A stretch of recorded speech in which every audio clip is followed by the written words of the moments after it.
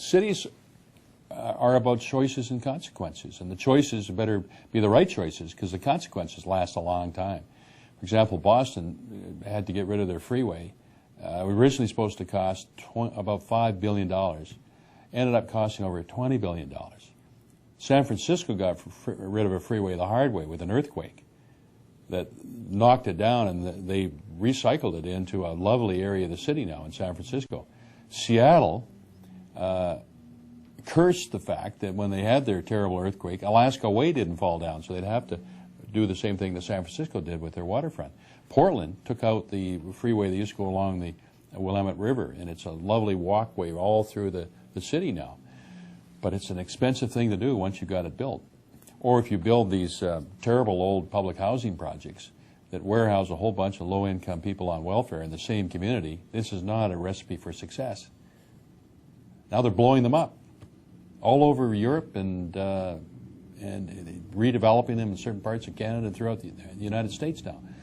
So you better get your ideas right to start with and to link them, to link housing and transportation to energy, to all the other basics of a community, and to link the 4 dimensions of sustainability. The 4 dimensions are economic, environmental, social, and cultural.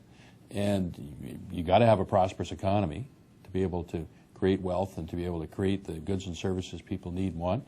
But you got to do it within the carrying capacity of a healthy environment, so that you don't poison your soil or the air you breathe or the water you drink, and destroy the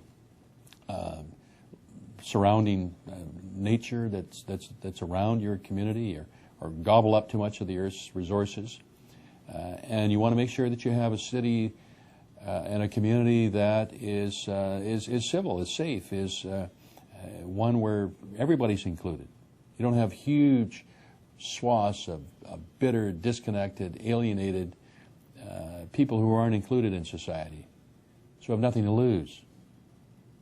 So you live behind gated compounds with guards. This is not a good city. And one that nurtures the whole basis of culture, which is creativity and its practical application, innovation. And how do you link all 4 of those? How do you link those 4 dimensions of sustainability into a city? And then how do you carry out a 20 to 30-year transition strategy to move your city from being unsustainable to being sustainable? And the how to do that, and how do you measure how well you're doing or not doing? How do you include your citizens? How do you link various orders of government in a federal state to all being on the same script, all on the same game plan? Those are huge challenges, and there are solutions. There's lots of good people who are working on solutions of how you take this broader concept of sustainability and integrate it into a coordinated, cohesive plan, and how you make it come alive by engaging your citizens so that they can feel that, hey, it's not hopeless. Our young people have a hopeful future. We can make these changes. And the frustration I feel is it's not that these ideas don't exist. They exist. But we have to turn these ideas into action.